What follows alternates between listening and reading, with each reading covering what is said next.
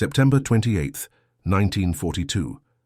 Carantec, Brittany, northern France. Mist rolled off the coastline as dawn broke over the sleepy fishing village, where German patrols had become as commonplace as the fishing boats that once dominated the harbour. Marcel Renault adjusted his worn Leica camera, the familiar weight in his hands a comfort in uncertain times. The French photographer believed he was simply documenting the occupation of his beloved hometown. He could never have imagined that his photographs would ultimately help turn the tide of the Battle of the Atlantic. Before we dive into this story, drop a quick hi in the comments and tell me where you're watching from. It really helps support the channel.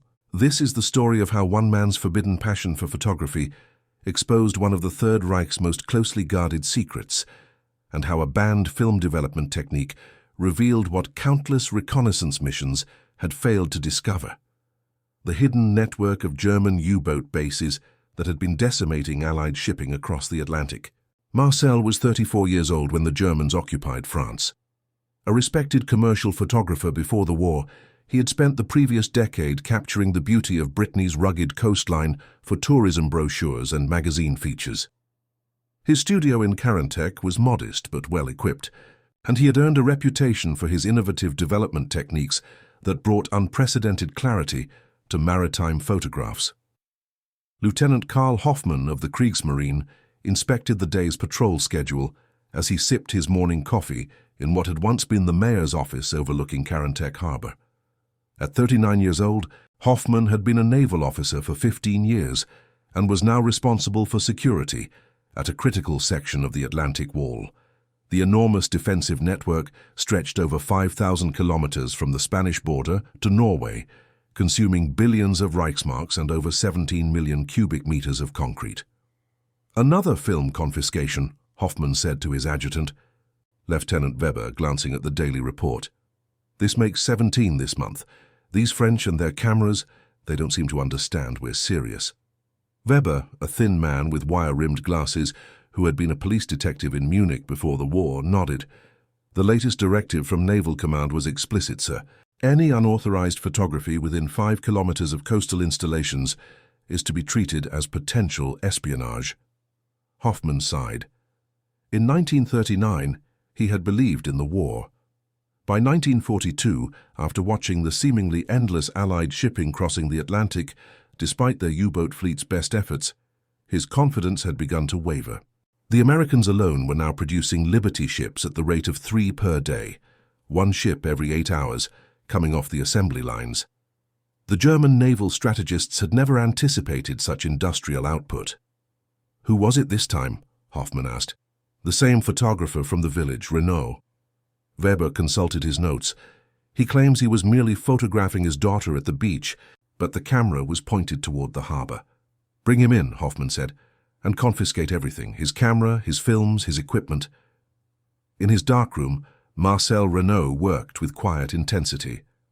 The space was tiny, barely 3 meters by 2 meters, illuminated only by the dim red glow of the safe light. The chemical smell of developer and fixer filled the air, a scent that had become as familiar to him as the aroma of freshly baked bread. His hands moved with practiced precision as he prepared his chemicals. What appeared to be standard photographic development to any observer was in fact something quite different. Marcel had spent months perfecting a technique that would later be known as chromatic layering, a method that could reveal details invisible to the naked eye, particularly useful for seeing through fog, mist, and even certain types of camouflage. The technique had begun as an experiment before the war, when Marcel was trying to capture clearer images of ships in foggy conditions for a maritime magazine. By using specific chemical compounds and precise temperature controls during development, he had discovered that he could enhance contrast in ways that standard development could not achieve. What made his technique truly remarkable, and what would later make it invaluable to Allied intelligence, was that it could reveal structures beneath the water's surface to a depth of up to 5 meters in clear conditions. Marcel had kept his technique secret, not out of any military consideration, but because photographers, like magicians, rarely revealed their tricks. Now, as he carefully measured silver nitrate and potassium bromide, adding his own proprietary compounds, He wondered if today's photographs would show anything of interest. He had been systematically documenting German activities around Karantec for months, carefully hiding negatives beneath a false floor in his darkroom. The sharp knock at the door came just as he was preparing to hang his latest batch of negatives to dry. "Photography department, open up!" The harsh German command was accompanied by the sound of rifle butts pounding against his wooden door. Marcel's heart raced. He quickly slid the developed photographs into a secret compartment behind a loose stone in the wall, but there was no time to hide the chemicals or the equipment. "One moment," Marcel called out, wiping his hands on his apron. When he opened the door, he found himself facing 4 German soldiers, led by Lieutenant Weber. "Marcel Renault?" Weber asked, though he clearly knew the answer. "Yes, that's me," Marcel replied, trying to keep his voice steady. "You are in violation of Directive 14.7 regarding unauthorized photography in restricted zones," Weber said. "We have orders to confiscate all photographic equipment and materials, and you are to come with us for questioning." As the soldiers began to ransack his studio and darkroom, Marcel watched helplessly. One of them, a young private named Schmidt, who couldn't have been more than 19 years old, handled Marcel's prized Leica with surprising care. "This is a beautiful camera," Schmidt said, in accented French. Before the war, he had been an apprentice at a camera shop in Hamburg. "I wanted to be a photographer too." "Please be careful with it," Marcel said. "It belonged to my father." The soldier nodded respectfully before placing the camera in a crate with the rest of the confiscated equipment. Captain Sarah Mitchell of British Naval Intelligence stared at the maps spread across her desk in the underground war rooms beneath Whitehall. At 32, she was one of the youngest officers of her rank in the department, having been rapidly promoted due to her exceptional analytical skills and background in maritime shipping. "Our losses in the Atlantic last month were catastrophic," she said to Commander James Wilson, her American liaison from the Office of Naval Intelligence. 81 ships sunk, almost 500,000 tons of shipping. At this rate, we won't be able to sustain the supply lines to Britain, let alone build up for any kind of offensive operation. Wilson nodded grimly. The United States had entered the war after Pearl Harbor less than a year earlier, and the full might of American industrial production was only beginning to make itself felt. But the German U-boats were extracting a terrible toll, operating with seeming impunity in the Atlantic. "The problem remains the same," Wilson said, his Boston accent pronounced. "We know they must have forward bases along the French coast, but damned if we can find them. Every reconnaissance flight shows nothing but fishing villages and coastal defenses." Mitchell tapped a pencil against the map, focusing on the Brittany coastline. "They're hiding them somehow. The U-boat's operational range doesn't allow them to make round trips from German ports without refueling or resupplying. They must have facilities somewhere along here." Wilson leaned over the map. "Our intelligence assets in the region are limited since the occupation began.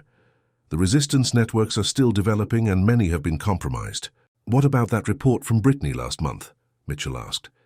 "The one about unusual night activity around some of the smaller ports." "Unconfirmed," Wilson replied. "Our agent went silent shortly after transmission.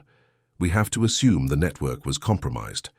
What neither of them knew was that their missing agent, codenamed Seagull, had been arrested in a sweep that had caught several resistance members in Brest. Before being captured, however, Seagull had made contact with a local photographer who had shown unusual interest in German naval activities. Marcel sat in the cold interrogation room at the German headquarters, trying to keep his expression neutral. Lieutenant Hoffmann sat across from him, a folder open on the table between them. "Monsieur Renault," Hoffmann began, "you have been observed taking photographs in restricted areas on 7 separate occasions. Each time you claimed they were innocent, family portraits, scenic views, artistic studies. Yet somehow you always seem to be pointing your camera toward our shipping channels and defense installations." "I am a photographer," Marcel replied simply. "I photograph what I find beautiful. The sea, the coastline, these have always been my subjects." Hoffmann leaned forward. "We found something interesting in your darkroom, Monsieur Renault.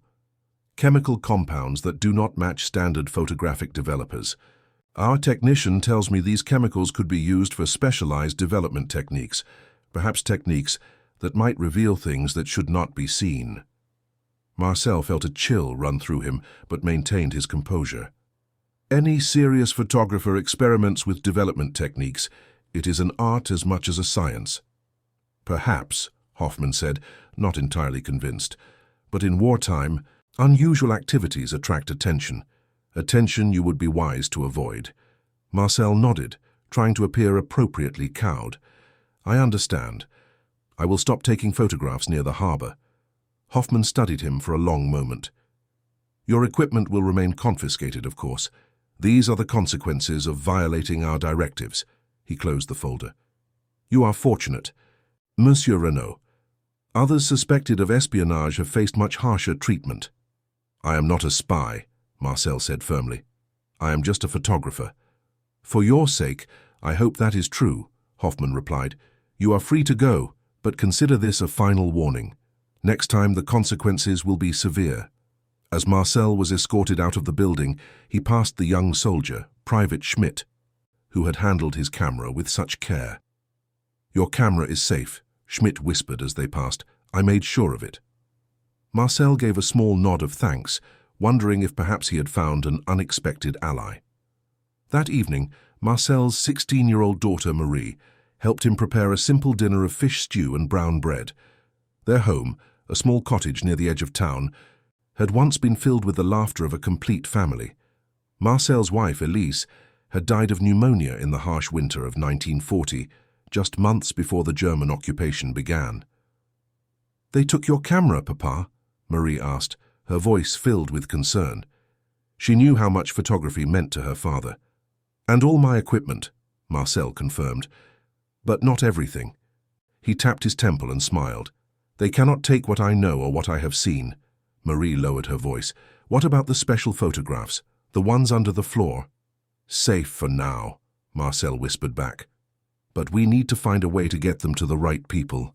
Marie was quiet for a moment. Jean-Pierre's brother is in the resistance in Brest. Perhaps he could help. Marcel considered this. Jean-Pierre Moreau was a fisherman whose boat was one of the few still permitted to operate, providing food for both the villagers and the German garrison. His brother Antoine had disappeared from Carantec shortly after the occupation began, and rumors suggested he had joined one of the resistance networks. It's too dangerous to ask directly, Marcel said, but perhaps we can send a message. That night, after Marie had gone to bed, Marcel retrieved the hidden photographs from behind the stone in his darkroom wall. Under the dim light of a single candle, he examined them carefully. What they revealed was extraordinary. His special development technique had revealed the outlines of massive concrete structures beneath the water's surface in various locations along the coast, structures that were invisible to regular observation. In some cases, they appeared to be underwater bunkers, in others hidden docks or refueling stations. Most critically, several photographs showed clear evidence of submarine pens being constructed beneath what appeared to be ordinary fishing piers. Marcel had suspected the Germans were hiding something in the waters around Carantec, but even he was shocked by the scale of what his photographs revealed. This was not just a local operation. It was part of a massive infrastructure project that must span the entire coastline. He carefully rolled the photographs into a small tube and sealed them in a waterproof container. Tomorrow, he would find a way to get them to Jean-Pierre and hopefully through him to the resistance. From there, perhaps they could reach the British or the Americans. The next morning brought unexpected news. Private Schmidt appeared at Marcel's door carrying a small package. Herr Lieutenant asked me to return this to you, Schmidt said formally, aware that they might be observed. Your personal effects that were not deemed sensitive. The package contained some unexposed film and a few personal items from Marcel's studio, nothing of real value. But as Schmidt handed it over, he pressed something else into Marcel's hand, a small key. There is a storage room behind the harbour master's office, Schmidt whispered. Midnight. Your camera. Before Marcel could respond, Schmidt turned and walked away, resuming his patrol. Marie watched from the window. Who was that? An unexpected friend, Marcel replied, showing her the key. But I don't understand why he would risk helping me. Perhaps not everyone believes in what they're fighting for, Marie suggested.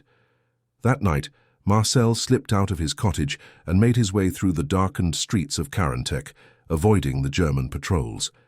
The harbour was quiet, with only a few guards visible near the main pier. The harbour master's office was a small building that had been partially requisitioned by the German Naval Administration. Using the key Schmidt had provided, Marcel unlocked the storage room door and slipped inside. In the darkness, he could make out shelves stocked with maritime supplies and administrative records. On a small table in the corner sat his Leica camera and, surprisingly, several of his specialized development chemicals. A note was propped against the camera. "I believe artists should be allowed to create. Be more careful this time." Marcel was deeply moved by this gesture of humanity amid the brutality of occupation.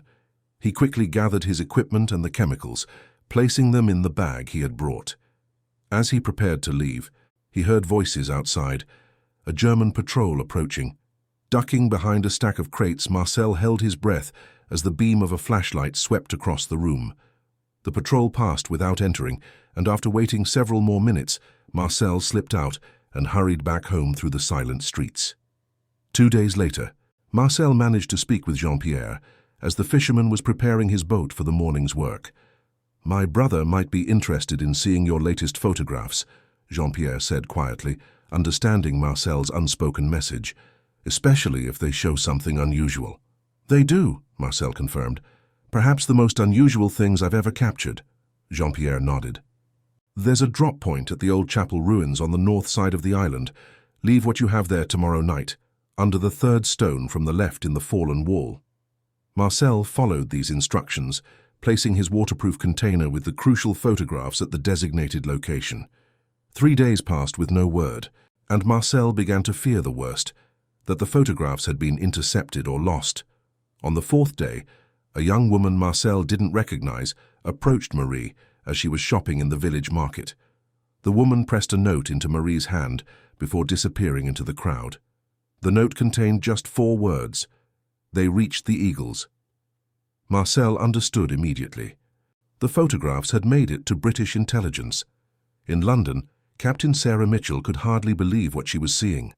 The photographs from their mysterious French source had arrived via a circuitous route through the resistance network, and what they revealed was astounding.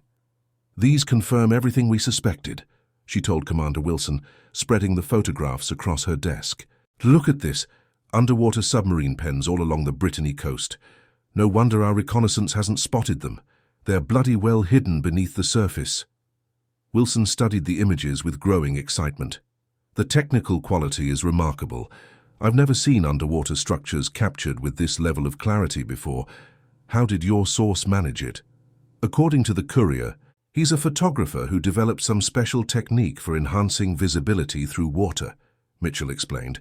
"The resistance didn't give us his name for his protection, but they call him the Magician." "Can we trust these?" Wilson asked, ever the cautious intelligence officer. "I've had our photographic experts examine them. They're authentic, not manipulated. Whatever technique this photographer is using, it's revolutionary." Mitchell tapped one particular image, showing a massive submarine pen under construction. "And look at the scale of this one near Brest. It could house at least 20 U-boats simultaneously." Wilson let out a low whistle. No wonder they've been able to maintain such a constant presence in the Atlantic. With hidden bases like these scattered along the coast, they can rotate submarines constantly, without ever having to return to Germany for resupply. Mitchell was already thinking ahead. "We need to get reconnaissance flights over these exact coordinates immediately, using specialized cameras if possible. And we need to start planning targeted bombing runs. The Americans have been developing some heavy bunker buster bombs," Wilson offered. "This might be the perfect application." Back in Karantec, Marcel had resumed his photography, though now with much greater caution. He avoided taking his camera near the harbour or any obvious German installations. Instead, he focused on family portraits and landscape photography, far from sensitive areas. Lieutenant Hoffmann, however, remained suspicious. During his weekly security meeting with Weber, he brought up the photographer again. "Renault has been very quiet since our warning," Weber reported. "Too quiet, perhaps," Hoffmann mused. Has anyone been watching his house? Periodic checks only, Weber admitted. We don't have the manpower for constant surveillance of low-priority suspects. Hoffman frowned.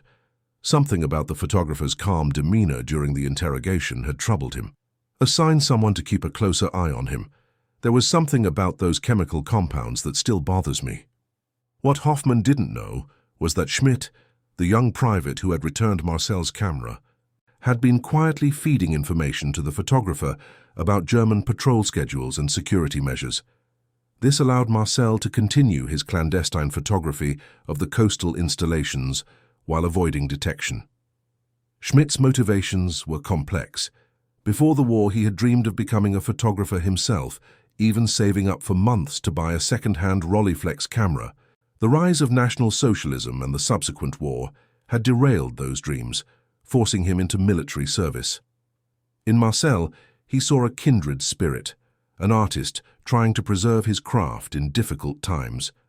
Schmidt didn't realize he was aiding an Allied intelligence asset.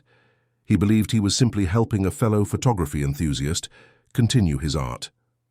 By early October 1942, Marcel had accumulated a substantial archive of photographs documenting the expanding network of submarine facilities. Using his reclaimed equipment and chemicals, he continued to develop images that revealed the underwater structures with startling clarity. His latest photographs showed something even more significant, evidence of a massive new submarine base under construction near Saint-Nazaire, designed to accommodate the next generation of German U-boats, which were rumored to have significantly extended range and more powerful weaponry. Meanwhile in London, Captain Mitchell had been promoted to Major following the intelligence coup of discovering the hidden U-boat bases. Her department was now coordinating with Royal Air Force Bomber Command and the newly arrived United States Army Air Forces to plan a series of strikes against the exposed facilities. The problem remains their reinforcement, Major Mitchell explained during a planning meeting with Air Chief Marshal Sir Arthur Harris of RAF Bomber Command. These facilities have concrete roofs up to 5 meters thick. Conventional bombs simply bounce off. Harris, known for his advocacy of strategic bombing, studied the reconnaissance photographs that had been taken to confirm the intelligence provided by the magician. The Americans are working on something that might help, he said. Barnes-Wallis has a few ideas as well. Specialized bouncing bombs designed to skip across the water and hit the structures from angles they weren't designed to withstand. We need to move quickly, Mitchell urged. Every day these bases remain operational means more Allied shipping lost. The statistics were grim. In the first 9 months of 1942 alone, U-boats had sunk over 500 Allied ships in the Atlantic, totaling more than 3 million gross registered tons. The human cost was equally devastating, with thousands of merchant seamen losing their lives. On October 12th, Marcel received another visitor, not Schmidt this time, but an elderly woman he recognized as Madame Dufour, who ran a small bakery in the village. She came bearing what appeared to be a loaf of bread.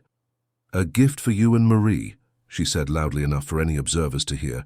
"My special recipe." When Marcel cut into the loaf later, he found a small radio transmitter hidden inside. With it was a note with operating instructions and a simple message: "London needs more eyes. Transmission schedule enclosed." That night, after ensuring Marie was asleep and the house was secure, Marcel set up the transmitter in his cellar and carefully followed the instructions. At precisely 2300 hours, he sent his first direct transmission to British intelligence. "Magician to Eagle," he transmitted in the simple code he had been provided. "New facility at Saint-Nazaire. Capacity estimated 20 plus. Construction accelerating." The response came swiftly. "Eagle to Magician, understood. Priority target. Continue observation. Request photos." For Marcel, this direct line of communication was both exhilarating and terrifying. The penalties for being caught with a radio transmitter would be swift and fatal, not just for him, but potentially for Marie as well. Lieutenant Weber noticed the change in atmospheric activity that night. The German signal detection equipment, installed throughout occupied territories to identify unauthorized transmissions, had picked up a brief burst from somewhere in the Karantec area. "Too short to triangulate precisely," the signals officer reported, but definitely within a 3-kilometer radius of the village center. Weber immediately ordered increased patrols and random searches of homes in the area. The net was tightening around Marcel, though he didn't yet realize it. In London, the intelligence provided by the Magician had become central to the Allied strategy against the U-boat threat. Major Mitchell had established a dedicated analysis team focused solely on his transmissions and photographs. "He's taking extraordinary risks," Mitchell told Commander Wilson during their daily briefing. "These new photographs of the Saint-Nazaire facility are exactly what we needed to finalize the targeting package." Wilson nodded. "The first bombing runs are scheduled for next week. The new Tallboy bombs should be ready by then." The Tallboy bomb, designed by British engineer Barnes Wallis, was an earthquake bomb specifically created to penetrate reinforced concrete structures before detonating. Weighing 5 tons with a specially hardened case, it was the Allies' best hope for destroying the hardened U-boat pens. "What about extraction?" Wilson asked. "If this Magician is as valuable as we think, perhaps we should get him out before the bombings start. Once those bases are hit, the Germans will be searching for security leaks." Mitchell had been considering the same question. "We have a submarine scheduled for a rendezvous near Brest in 2 weeks to extract several high-priority resistance members. I've added him to the list. Codename Magician +1. "+1?" Wilson questioned. "His daughter," Mitchell clarified. "The resistance reports he's a widower with a teenage daughter. He won't leave without her." Back in Carantec, the increased German security activity had not gone unnoticed by Marcel. The random house searches were getting closer to his neighborhood, and twice he had spotted Weber observing his cottage from a distance. Schmidt managed to warn him during a seemingly casual encounter at the village market. "They know someone is transmitting," the young private whispered. "Be careful. They're using direction-finding equipment." Marcel thanked him with a nod. That night, he moved his transmitter to an abandoned boathouse 200 meters from his cottage, hoping to divert suspicion if the Germans managed to narrow down their search. On the evening of October 21st, Marcel was developing his latest batch of photographs when Marie burst into the darkroom, her face pale with fear. "Germans coming up the road," she gasped. "At least 6 soldiers with Lieutenant Weber." Marcel's heart raced. His latest photographs were still in the developer tray, and the transmitter was hidden beneath the floorboards of the main room. "Quick," he instructed Marie. "Take the emergency package and go out the back way. Head for Jean-Pierre's house, just as we planned." The emergency package was a small waterproof bag containing essential documents, a small amount of money, and copies of Marcel's most important photographs. They had prepared it months ago for just such a contingency. Marie hesitated. "I won't leave you, Papa." "You must," Marcel insisted, already moving to hide the evidence of his work. "I'll be right behind you. Go." As Marie slipped out the back door, Marcel quickly gathered his developing chemicals and poured them down the drain. He grabbed the half-developed photographs from the tray, but there wasn't time to save them properly. Instead, he shoved them into his jacket pocket, still wet with chemicals. The sharp knock at the door came seconds later. "Open up. German security inspection." Marcel took a deep breath, composed his features into an expression of mild surprise, and opened the door. Lieutenant Weber stood there with 6 armed soldiers, his face grim. "Marcel Renault, by order of the military governor, we are conducting a search of your premises for illegal radio equipment." "Of course," Marcel said, stepping aside. "I have nothing to hide." As the soldiers spread out through the small cottage, Marcel's thoughts were with Marie, hoping she had made it safely to Jean-Pierre's home. Weber supervised the search personally, paying particular attention to the dark room. "Still practicing your photography, I see," Weber observed, noting the remnants of development equipment that Marcel hadn't had time to hide. "Without your confiscated equipment?" "I borrowed some basic supplies from a friend in Morlaix," Marcel explained, the lie coming easily. "Nothing sophisticated, just enough to develop simple photographs for villagers who want family portraits."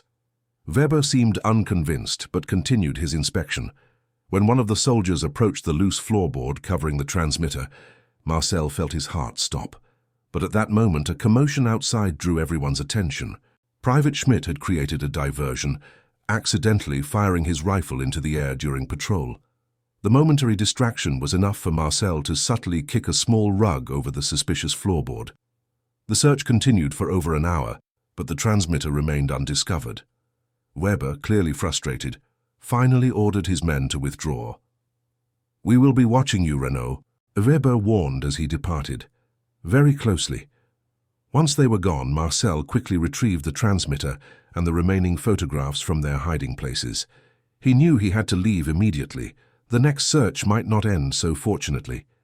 Under cover of darkness, Marcel made his way to Jean-Pierre's house near the harbor, where he found Marie safe but frightened.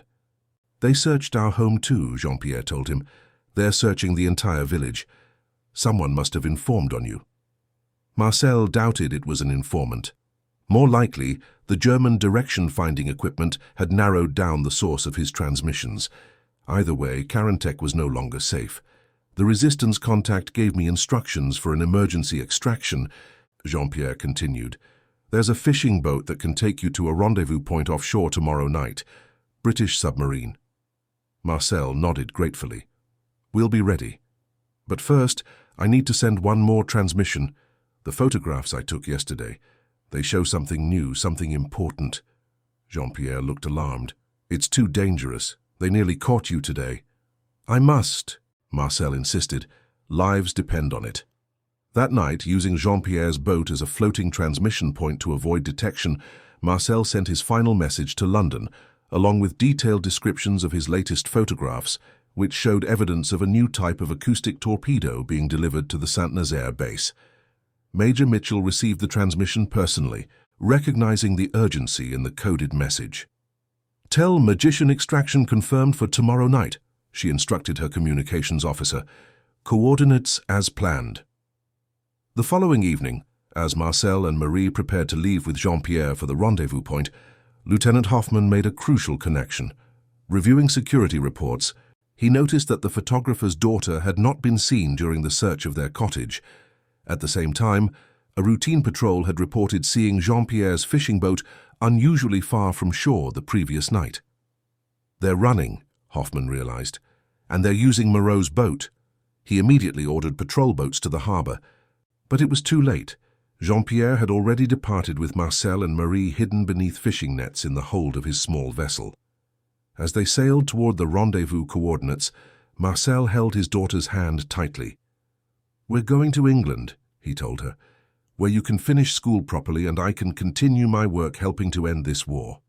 The British submarine HMS Taurus was waiting at the designated coordinates 5 nautical miles offshore. As Jean-Pierre's boat approached, signal lamps flashed the recognition code. Minutes later, Marcel and Marie were safely aboard the submarine, which immediately began its return journey to England. Jean-Pierre turned his boat back toward Karantec, knowing he would face harsh questioning upon his return. He had already decided on his story, that Marcel and his daughter had stolen his boat, and he had pursued them unsuccessfully before returning to report the theft. Whether the Germans would believe him remained to be seen. When Marcel and Marie arrived in London 3 days later, they were taken directly to Naval Intelligence Headquarters, where Major Mitchell was waiting to meet the mysterious magician whose photographs had revolutionized their understanding of the German U-boat infrastructure. "Monsieur Renaud," Mitchell greeted him warmly. "Your work has been invaluable. Those photographs, how did you develop them to reveal the underwater structures so clearly?" Marcel explained his chromatic layering technique, which he had perfected over years of experimentation. "It began as a method to capture clearer images through fog and mist," he explained, "but I discovered it could penetrate water as well, revealing what lies beneath the surface." "Remarkable," Mitchell said. "Our photographic experts have never seen anything like it. Would you be willing to teach the technique to our reconnaissance teams?" "Of course," and Marcel agreed. "And my remaining photographs, were they helpful?" "More than you know," Mitchell assured him. "The first bombing raids against the submarine pens you identified began yesterday. The new tallboy bombs penetrated the concrete roofs exactly as planned. We've already confirmed significant damage to the Brest and Lorient facilities." Marcel felt a profound sense of satisfaction. His photographs, taken at such great personal risk, were helping to turn the tide of the Battle of the Atlantic.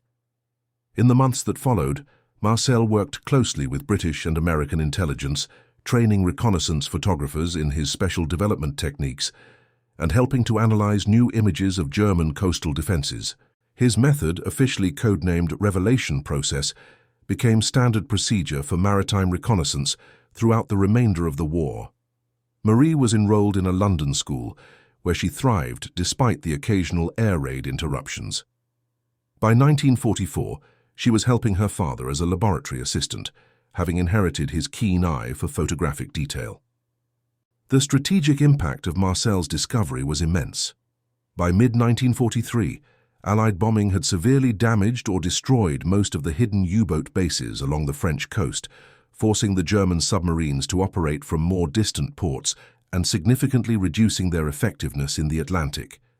Admiral Karl Dönitz, commander of the German U-boat fleet, later wrote in his memoirs that the sudden targeting of their invisible infrastructure had been one of the most unexpected and devastating blows to the Kriegsmarine's Atlantic strategy.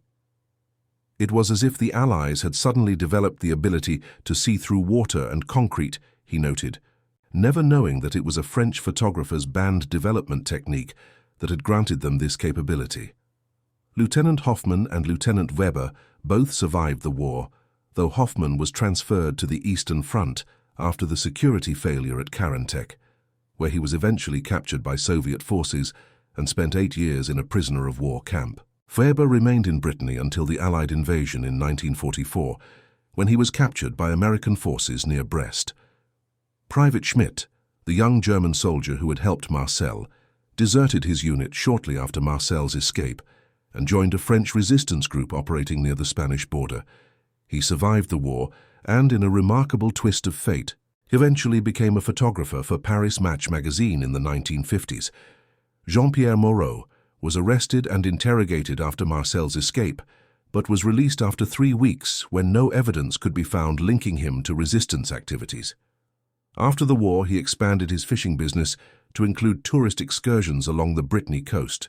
When the war ended in 1945, Marcel was awarded the Distinguished Service Order by the British government for his extraordinary contribution to the Allied intelligence effort. The citation, much of which remained classified until 1977, credited his innovative photographic techniques with saving countless lives by enabling the targeting of German submarine infrastructure. Marcel and Marie returned to Karantec in 1946 to rebuild their lives in the town they loved. His old studio had been destroyed during the fighting following the Allied invasion, but with British government assistance, he established a new one, which became famous for its maritime photography. In 1952, Marcel published a book of his wartime photographs, carefully edited to protect still classified techniques, but revealing for the first time the vast scale of the hidden U-boat infrastructure that had been constructed along the French coast. The book, titled What Lay Beneath, became an international bestseller and is still considered one of the most important photographic records of World War II. On a clear autumn day in 1974, an elderly Marcel stood on the cliffs overlooking Karantec harbor with his grown daughter Marie and her children. The concrete remains of one of the smaller U-boat pens was visible at low tide, a stark reminder of the war that had changed their lives. "Photography is more than capturing what can be seen," he told his grandchildren, pointing to his old Leica camera, which had been returned to him after the war, and which he still used occasionally. "Sometimes, it's about revealing what is hidden, finding truth beneath the surface." The specialized development technique that Marcel pioneered during the war went on to influence modern underwater photography and eventually contributed to the development of satellite imaging technology used to map ocean floors and detect submerged structures. His wartime work, born of necessity and courage, had created an enduring legacy that extended far beyond the conflict itself. What had begun as one photographer's band film development had ultimately revealed a network of hidden bases and helped change the course of the most destructive naval campaign of the war. Marcel Renaud's story stands as a testament to how individual courage, technical innovation, and determination can impact the tides of history in ways that massive military operations sometimes cannot. And that concludes our story. If you made it this far, please share your thoughts in the comments. What part of this historical account surprised you most? Don't forget to subscribe for more untold stories from World War II, and check out the video on screen for another incredible tale from history. Until next time.